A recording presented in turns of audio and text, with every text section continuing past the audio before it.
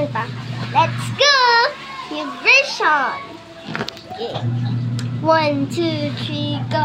Pumunta ko sa tindahan ni Aling Nena para bumili ng suka.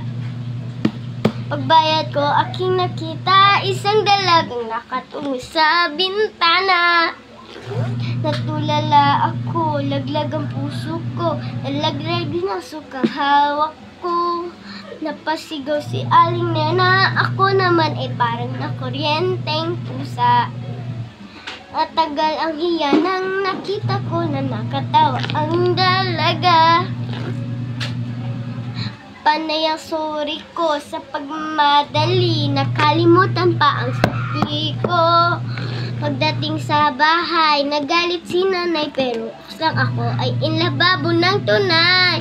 Tindahan ni Aling Nena, parang isang kwentong pampelikula.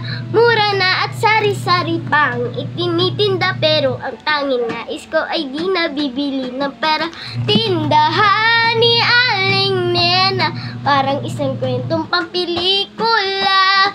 Mura na at sari-sari pang itinitinda, pero ang tanging nais ko ay di nabibili ng pera.